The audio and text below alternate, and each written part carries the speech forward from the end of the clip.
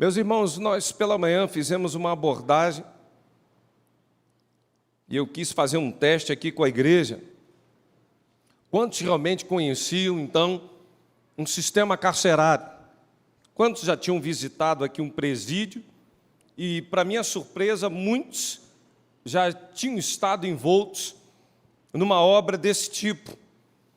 E pela manhã nós falamos, então, de um tipo de cárcere que o próprio Senhor colou na vida do apóstolo Paulo, ao ponto dele ficar preso durante 2 anos, ali na igreja e num local ali chamado Filipos. E ele escreve a carta aos Filipenses, e ele escreve demais cartas, e ele então não conta suas memórias do cárcere, mas ele consegue então, por intermédio daquele momento tão difícil, de enorme dor, constrangimento e privações, ele consegue fazer com que o evangelho propagasse a toda a guarda pretoriana, a tudo que estava ao seu redor, e impulsionar, motivar as igrejas para que pudessem pregar a palavra com ousadia. Agora à noite, portanto, eu queria falar agora de um outro tipo de cadeia que ele passa, por um outro tipo de situação tão difícil na sua vida, mas no momento em que há uma adoração, a cadeia ela é quebrada. E nessa noite nós vamos refletir sobre o tema cadeias que se quebram no terremoto. Atos 16, de 16 em diante.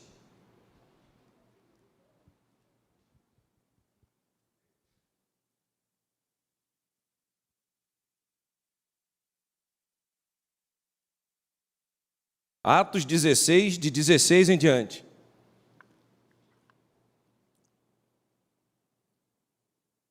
A palavra de Deus nos diz assim: e aconteceu que, indo nós à oração, nos saiu ao encontro uma jovem que tinha espírito de adivinhação, a qual, adivinhando, dava grande lucro aos seus senhores. Estava seguindo a Paulo e a nós. Clamava dizendo: estes homens que anunciam o caminho da salvação são servos do Deus Altíssimo. E isto fez ela por muitos dias. Mas Paulo, perturbado, voltou-se, disse ao Espírito: em nome de Jesus Cristo te mando que saias dela. E na mesma hora saiu. E vendo seus senhores que a esperança do lucro estava perdida, prenderam Paulo e Silas e os levaram à praça, à presença dos magistrados. E apresentando-os aos magistrados, disseram: estes homens, sendo judeus, perturbaram a nossa cidade e nos expõem a costumes que não nos é lícito receber nem praticar, visto que somos romanos. E a multidão se levantou unida contra eles, e os magistrados, rasgando-lhes as vestes, mandaram açoitá-los com vara. E, havendo-lhes dado muitos açoites, os lançaram na prisão, mandando ao carcereiro que os guardassem com segurança, os quais, tendo recebido tal ordem, os lançaram no cárcere interior, e lhes segurou os pés no tronco. Perto da meia-noite, Paulo e Silas oravam e cantavam hinos a Deus, e outros presos os escutavam. E de repente sobreveio um tão grande terremoto que os alicerces do cárcere se moveram, e logo se abriram todas as portas, e foram soltas as prisões de todos. Acordando o carcereiro, vendo abertas as portas da prisão, tirou a espada, quis matar-se, cuidando que os presos já tinham fugido. Mas Paulo clamou com grande voz, dizendo: não te faças nenhum mal, que todos nós estamos aqui.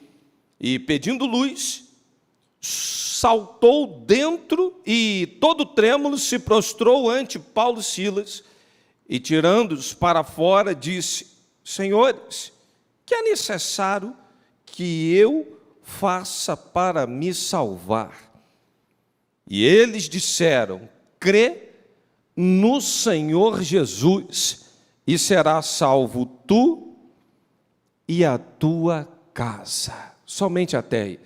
Pai, tua palavra está aqui sendo proclamada. Fale com a sua igreja de maneira poderosa, pois cremos, o Senhor já tem desígnios e propósitos para esta noite, e o Senhor faz tudo quanto lhe apraz por intermédio da sua palavra. É o que nós te suplicamos e o fazemos, em nome de Jesus. Amém. Paulo e Silas são presos, açoitados, trancados num cárcere interior, mas não reclamaram, não se desesperaram, não se revoltaram contra Deus. Aliás, eles não estavam querendo vingança contra os seus algozes, porque eles estavam fitos, estavam vocacionados e direcionados para que eles estivessem preparados para responder a qualquer um qual era a razão da esperança que tinha neles. E a razão dessa esperança era Jesus Cristo. Pela manhã nós falamos então a respeito de dois eixos, de como esses homens caminharam firmes e seguros, ao ponto de não terem suas vidas como preciosas, e assim estavam os apóstolos vivendo, e mais especificamente o apóstolo Paulo declarando: o viver é Cristo, morrer é lucro. Todas as coisas eu considerei como nada. Eu não tenho nada na minha vida como preciosa, contanto que cumpra com alegria a carreira e o ministério que recebi do Senhor Jesus. Ou seja, a vocação deles era viver para Cristo. Agora, quando a gente começa a observar qual era o grande desejo de Paulo, ele diz: ganhar a Cristo, ser achado em Cristo, reconhecê-lo e ser feito como na sua morte.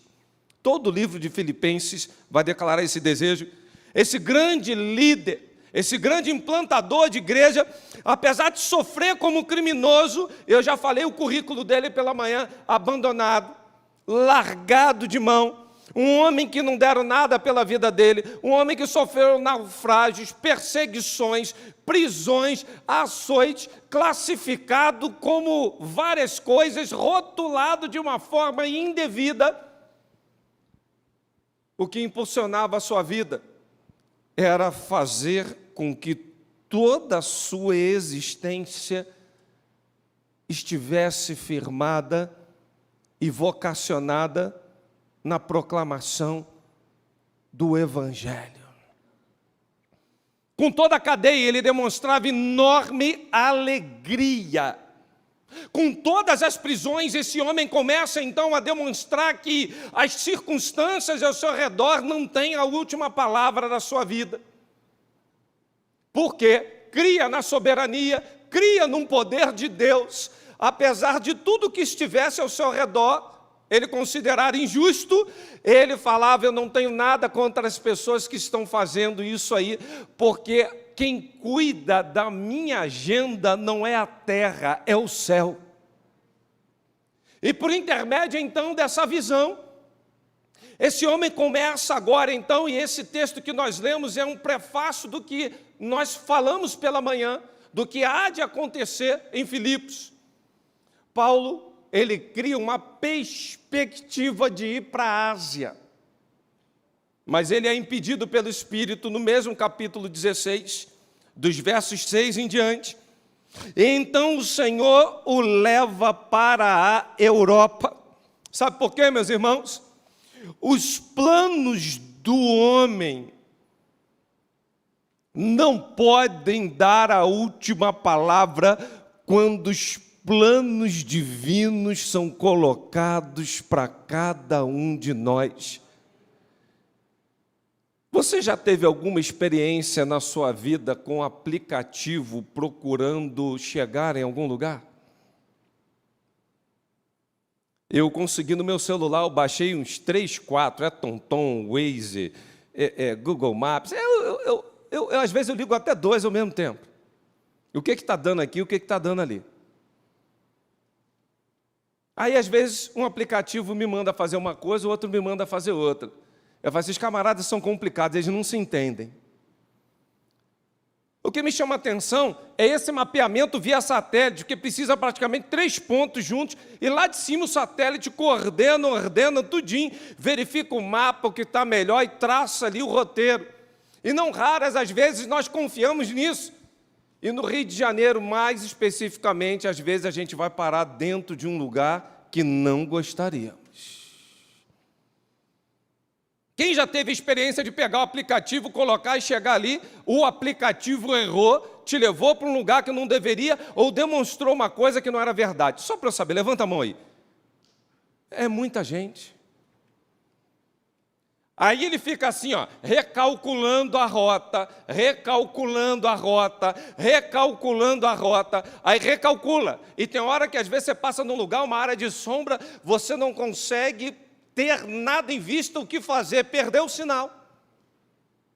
Mas eu queria dizer para você, apesar da sua agenda terrena, quando você baixa o aplicativo chamado Espírito Santo, ele te guia, ele te orienta, ele não tem área de sombra, ele não fica recalculando rota, não há conflito. E o homem às vezes planeja, faz uma agenda maravilhosa, amanhã eu vou a tal lugar, vou contratar, vou ganhar, vou fazer isso, vou fazer aquilo. Homem, ao invés de dizer assim, deveria dizer, se Deus assim nos permitir.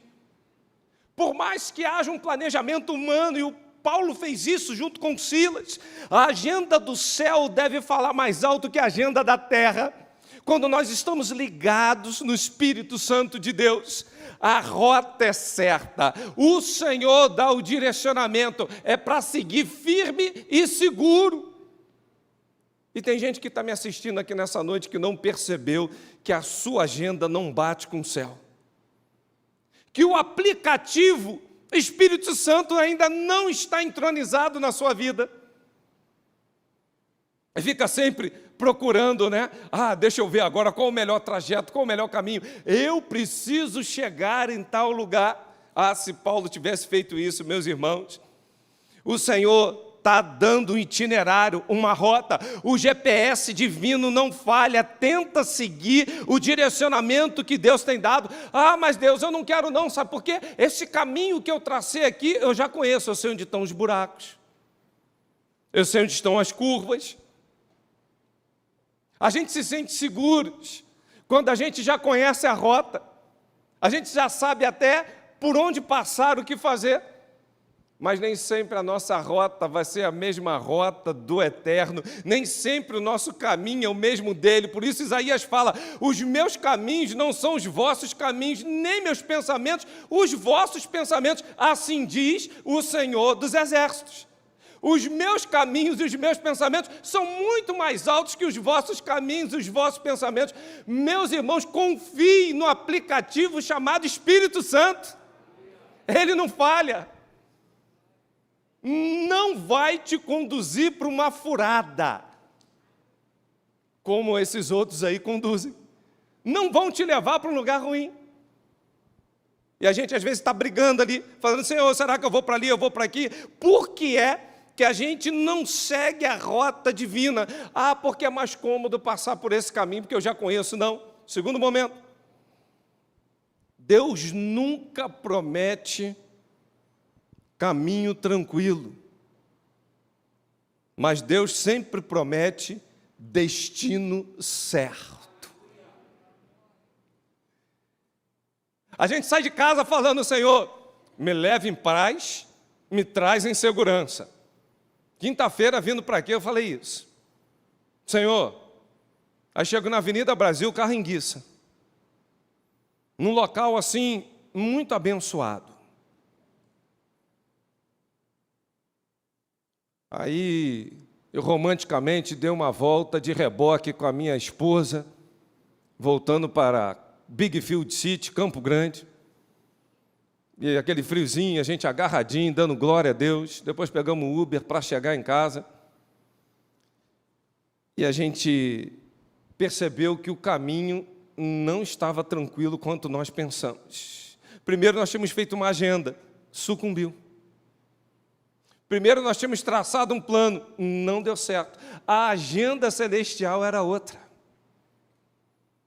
E no caminho, a gente acha que o caminho vai ser sempre o mais fácil. Irmãos, a gente gosta desse negócio de facilidade. Falou assim, ó, vai ser fácil, esse negócio de tranquilidade, vem para aqui, é molezinha, a gente gosta de molezinha. A gente gosta de solução micro-ondas. Crê no Senhor Jesus e será salvo tu e a tua casa. Eu creio, apertei o botão, Deus salva, cura, transforma, faz.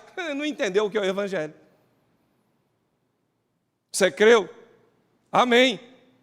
Agora você vai ser luz do mundo e sal da terra, para que esse que conviva com você consiga saber quem é o Cristo, Filho do Deus vivo. Ele vai ser salvo por intermédio da sua vida. Aí você entende por que tem tempo e não converte. Por que tem tempo e nada acontece. Deus, mas eu creio. Se crê, ande como ele andou, faça como ele faz, testemunhe. E você vai ver um milagre acontecer. Nós queremos aqueles caminhos mais tranquilos, mais calmos. E o apóstolo Paulo não estava procurando isso não, irmãos. Ele falava assim, porquanto, por amor de Cristo, me foi concedida a graça de não somente crer, mas também de sofrer por Ele. Ele sabia que o caminho seria espinho, quebra-mola, turbulência. Uma vez eu peguei um voo, eu estava vindo de Nova York, e ficou o aeroporto fechado um tempo por causa do mau tempo, estava muito difícil. Então, de repente, a aeronave resolveu decolar. E quando ela saiu, eu abro um parêntese. Tem gente que tem tanto medo de morrer que não quer andar de avião. Aí morre de gripe, de topada, de queda de bicicleta. E tem gente que fala assim, pastor, e lá dentro do avião, como é que é aquilo? A gente não tem controle nenhum, como se você e eu pudéssemos controlar a nossa própria vida. Como se nós pudéssemos fazer alguma coisa. E eu tenho um hábito. A minha mãe, ela tem, né, não sei se ela está me assistindo, santa. A minha mãe fala assim, fala a hora que você vai sair e diz a hora que você vai chegar lá, estou orando. Mas isso, irmãos, é de Campo Grande para o centro da cidade, é viagem que eu vou fazer, é tudo ela quer estar rogando, intercedendo, quer estar orando.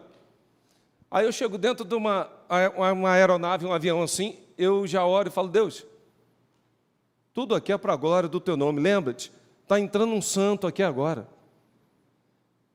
está entrando um santo, e vida que segue. Mas quando chegou, meus irmãos, depois de 3 horas de viagem, eu estava lá no fundo do avião, eu vi o meio do avião fazendo assim, ó. Eu falei, tem alguma coisa errada. Aí eu já comecei a tentar calcular a temperatura do mar.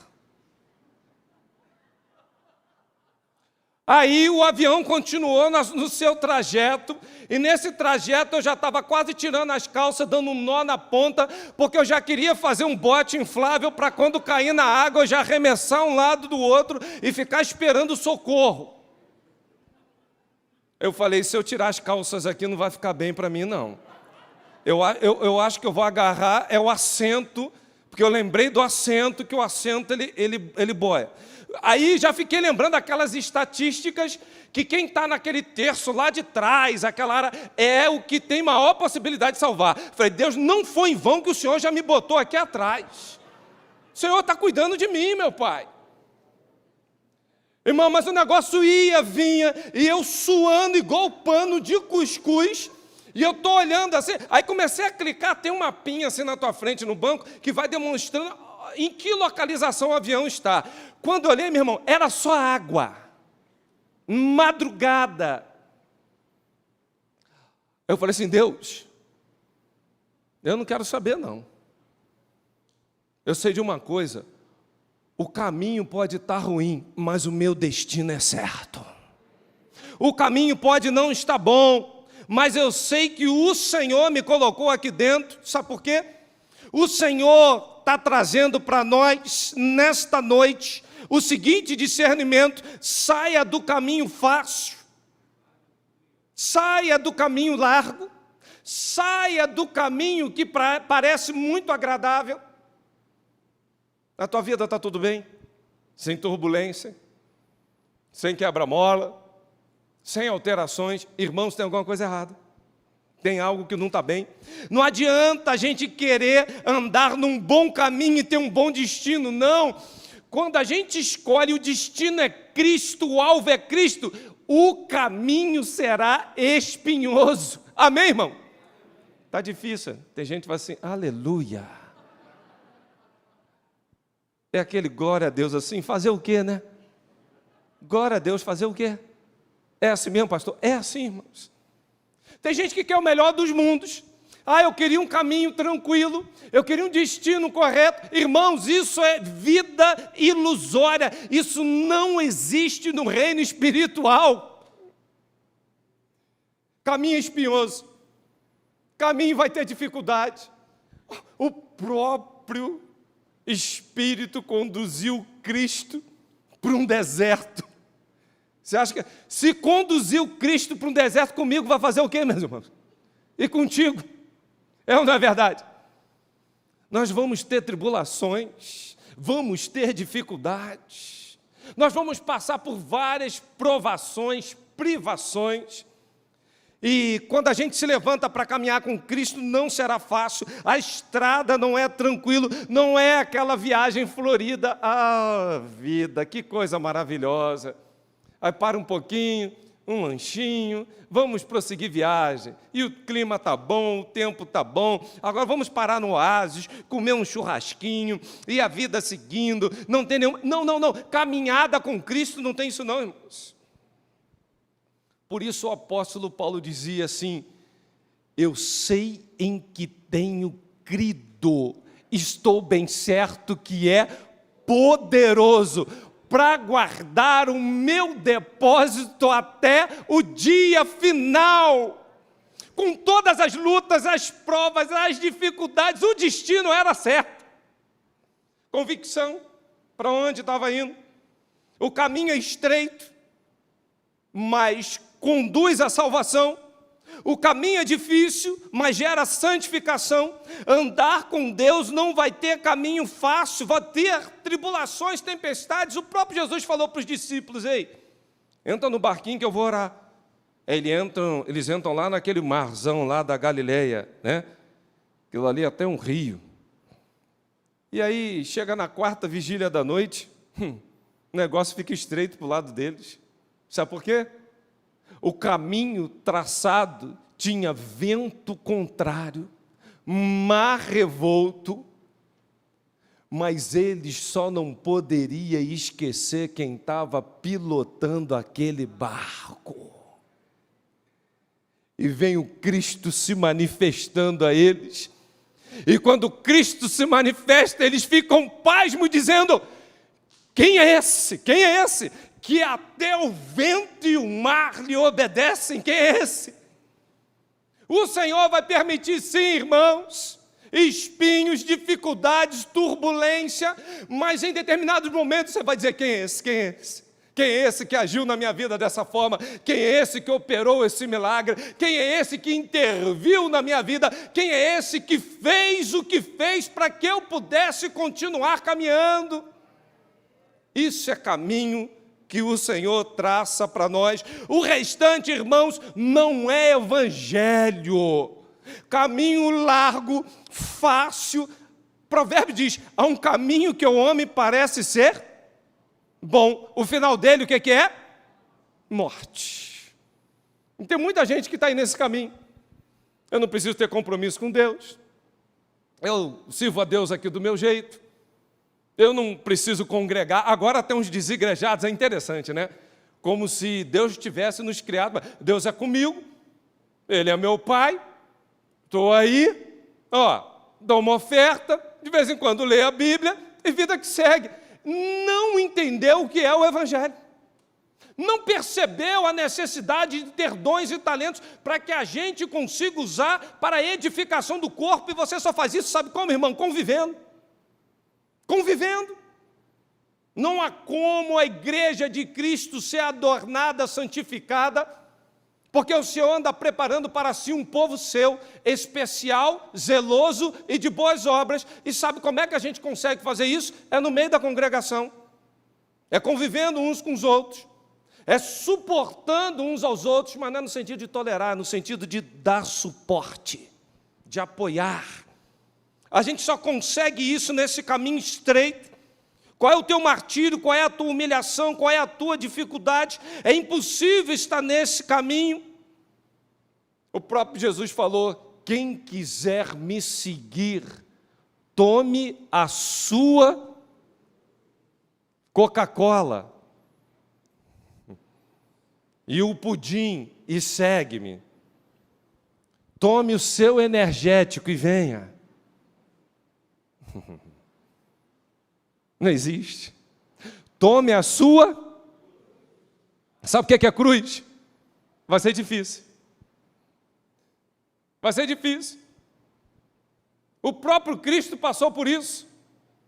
Ao estar carregando aquela barra transversal até o Gólgota, ao ponto de ter tido uma ajudinha de um outro. Irmãos, o caminho com Cristo é um caminho espinhoso. Mas uma coisa eu posso te garantir: o destino é certo. O destino é certo. Nada nos separa, nada vai desviar, nada vai te tirar. O Senhor garante lá na frente que o futuro é certo. O inferno se levanta, o inferno tenta desviar, o inferno tenta intervir. Mas quando temos a convicção do destino, e ao chegar nele, irmãos, eu fico imaginando eu entrando no céu.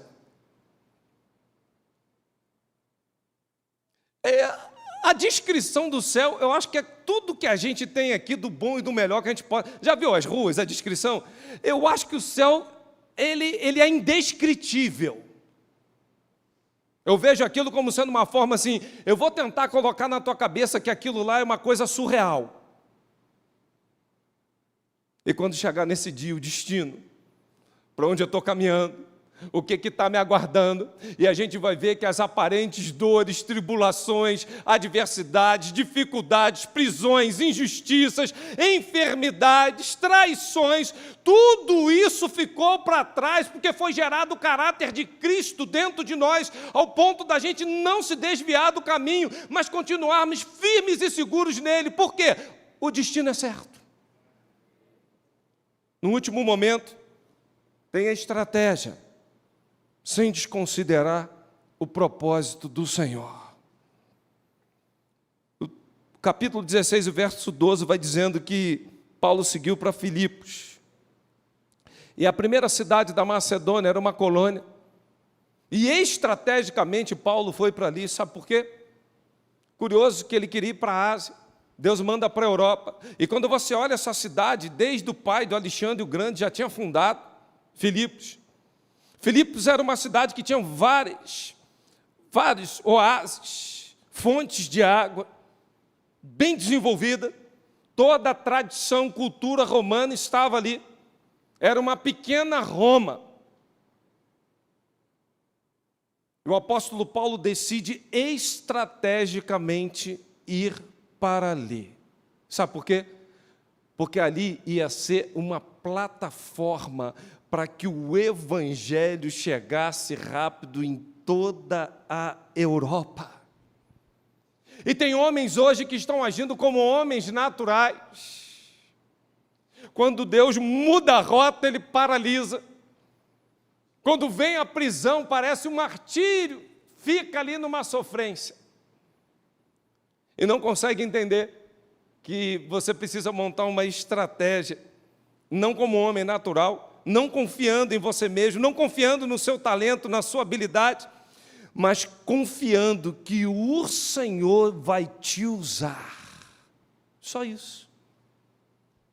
Hoje nós vivemos um grande conflito entre os homens que têm um grande conhecimento, um conhecimento de iluminação, um conhecimento de templo, um conhecimento de adoração, um conhecimento bíblico. E por mais técnica, não que a técnica não seja importante, se nós não tivermos em mente como homens espirituais a estratégia que Deus vai dar, nós vamos comprometer, sabe o que, irmãos? O propósito. Porque tem gente que quer que a técnica fale mais alto que o propósito, não pode. O propósito não pode ser alterado. E às vezes tem homens achando que no seu braço, por dominar e conhecer muito, vão chegar lá, não vão, porque Deus não dá sua glória a outrem. Tudo que a gente precisa fazer estrategicamente é para glorificar o nome do Senhor.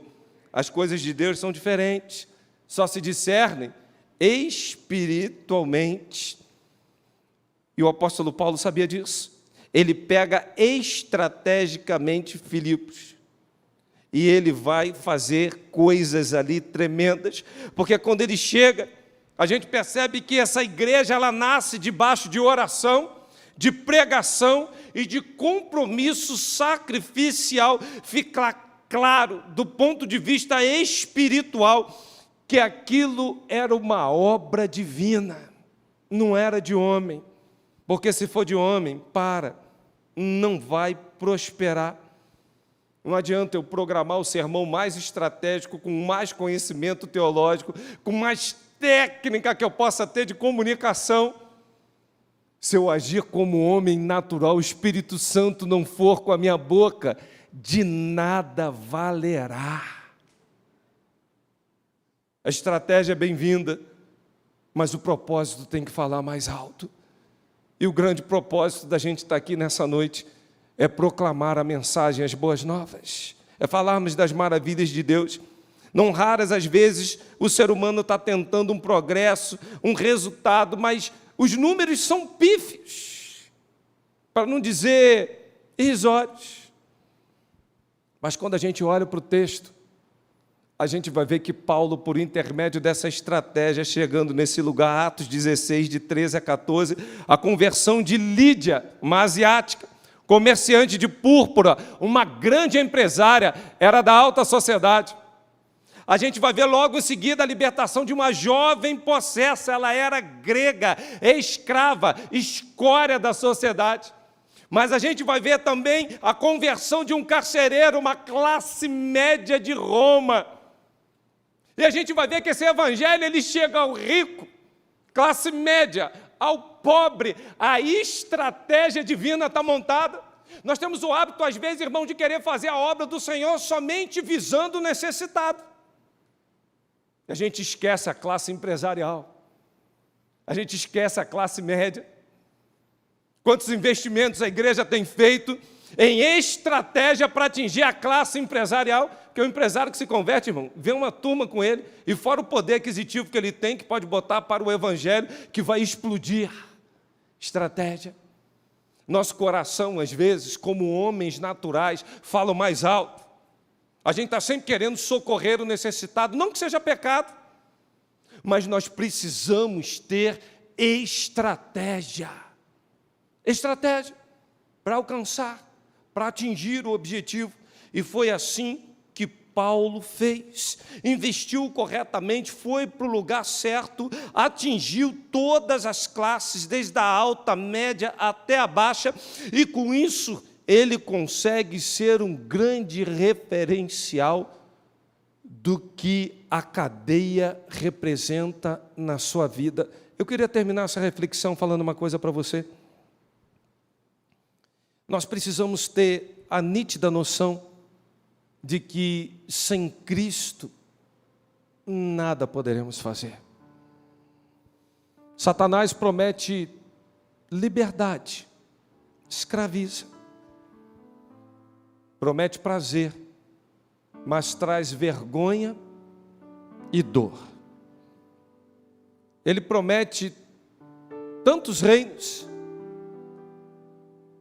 mas te coloca como um escravo sem valor.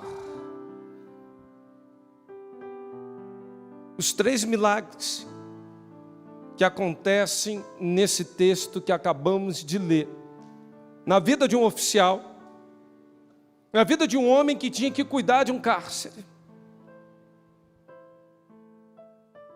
E em determinado momento, depois de grandes açoites, depois de tanto castigo físico, depois de correntes, de prisões, esses homens num caminho difícil, mas com destino certo, esses homens se posicionando estrategicamente, esses homens sabendo que Deus tinha mudado a rota, a bússola, eles conseguem compreender que existia um plano naquele lugar, mas eles talvez não soubessem que o plano era cadeia, mais uma prisão. Mas depois da corça, eles viram para o carcereiro e falam: parou de bater?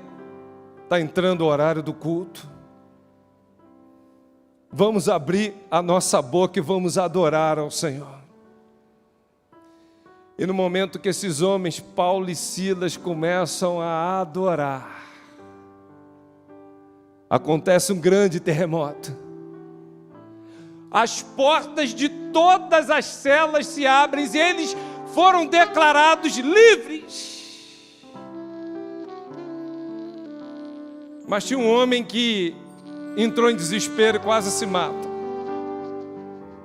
E ele vai pegar a espada até que Paulo grita e fala: não faça isso não. O milagre físico do terremoto aconteceu, o milagre moral, porque o Paulo disse para ele: todos nós estamos aqui, ninguém saiu. E o milagre espiritual, porque Deus mudou a história, a vida daquele carcereiro, de toda a sua família. E há pessoas que só se convertem depois de um terremoto, depois de um grande abalo sísmico. O que está acorrentando a tua vida nessa noite? O que está aprisionando a tua alma? O que está dentro de você que impede você de explodir, de expandir, de se tornar um grande referencial, de ver tua vida, teu ministério de vento em polpa? O que está acorrentando? O que está aprisionando? Uma injustiça, privação, desemprego, enfermidade, tudo quanto tem vindo sobre nós nesses últimos tempos, não podem nos paralisar. Eu tenho um pecado de estimação. Deixa o terremoto entrar na tua vida, porque terremoto parece que está tudo desajustado. Depois que passa um terremoto numa localidade, a gente olha, meus irmãos, que cena trágica e triste, é ou não é? Você só não pode se esquecer de uma coisa: por fora não há solução, por fora não há o que fazer, por fora não temos mais do que valer, nem do que nos socorrer. O terremoto danificou, o terremoto trouxe prejuízo, o terremoto trouxe ruína e desgraça, mas terremoto por fora é isso. Mas lembre-se, terremoto dentro, as placas estão se ajustando. Todo abalo sísmico serve para que dentro as placas entrem em concordância. O abalo sísmico, ele só sucede para ter ajuste. Qual é o terremoto que veio sobre a sua vida hoje? É divórcio, é desemprego, é doença, é perigo, é injustiça, é traição. Meu irmão, não paralisa não. O Senhor te chama hoje para dizer: eu vou provocar um terremoto, porque a sua vida ela é ultra circunstancial, é vida de comunhão. Não temos que ter apego às coisas materiais, não temos que estar ansiosos por coisa alguma, mas ter paz não é ausência de problema. Em meio ao problema, a dor, a injustiça, a gente falar: o meu Redentor vive, O terremoto vai acontecer, a libertação virá e eu vou viver o novo de Deus na minha vida. Deus quer fazer vidas aqui nessa noite decolarem. Deus quer fazer vidas aqui prosperarem. Deus quer fazer coisas grandes por intermédio de mim e de você. Mas para tanto o terremoto tem que acontecer. Deixa as placas se ajustarem. Deixa Deus colocar em ordem. Porque assim o Senhor faz o que lhe agrada. Eu queria te convidar nesse momento a reclinar a sua cabeça e a orar.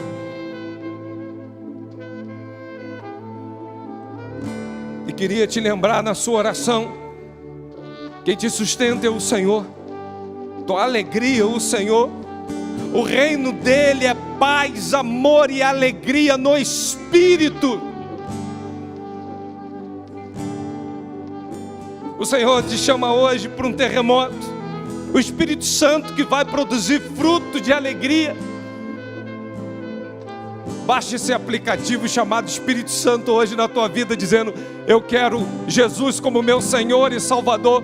O Espírito entra, te sela, você é nova criatura, pecados perdoados por um novo viver.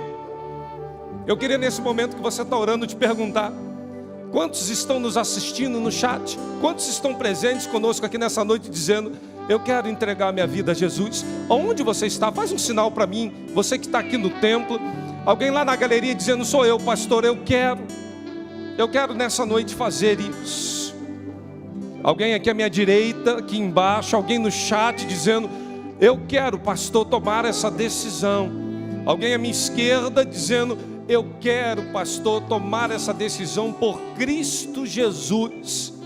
Eu quero fazer isso. Estou vendo você aqui na frente, essa criança. Deus abençoe. Há mais alguém que está dizendo: eu quero tomar essa decisão, eu quero fazer isso. Há mais alguém? Levante sua mão onde você está, no chat, escreve para a gente: eu quero, pastor, eu preciso tomar essa decisão. Eu quero fazer um segundo apelo ao seu coração. Você que entrou aqui nessa noite, que sua vida paralisou, porque a sua alma está acorrentada a um episódio que está prendendo a sua vida. Aquilo que está acorrentando, te puxando para baixo. Aquilo que te feriu, te magoou. Aquilo que estagnou você. Você está dizendo: pastor, mas não tem como, a minha dor é enorme. Lembre-se, o terremoto vai acontecer. As placas vão se ajustar. Por fora é caos, mas dentro Deus está colocando tudo em ordem. Você quer nessa noite dizer: Senhor, eu quero renovar uma aliança contigo, e crer que o Senhor vai fazer essa revolução na minha vida, como o Senhor fez na vida de Paulo e Silas. Essa prisão não vai ficar. Essas correntes não vão me segurar, porque o terremoto vai proclamar liberdade. E se o Filho vos libertar, verdadeiramente sereis livres. Quantos querem renovar essa aliança com o Senhor nessa noite, dizendo: eu preciso, pastor, eu estou desanimado, eu estou triste? Faz um sinal para mim, onde você está?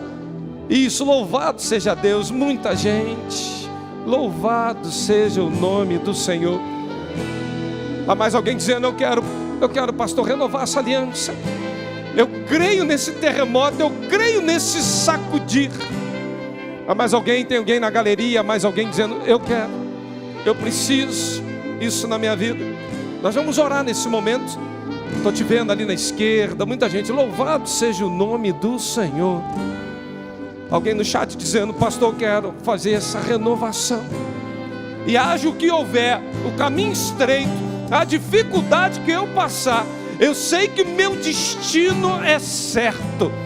Eu vou ficar firme nele até que o Senhor venha. Vamos orar? Pai querido, bendito, nós louvamos o nome do Senhor, porque aprove ainda nessa noite o Senhor salvar o perdido. Eu peço, escreva o nome dessa criança no livro da vida. Perdoe os seus pecados, Pai, e chame ele para um novo viver. Célio com teu Espírito Santo, faz desse terremoto um novo nascimento, para que ele tenha uma história agora linda e digna de ser contada. Eu quero também te pedir, Deus, como ministro da tua palavra, para cada irmão no chat, ou que nesta noite corajosamente estão dizendo: eu preciso desse renovo, eu preciso sair daqui crendo que o meu destino está correto. Pode mudar a direção, o caminho pode ser estreito, o Senhor dará estratégia, mas eu sei em que tenho crido, estou bem certo que é poderoso.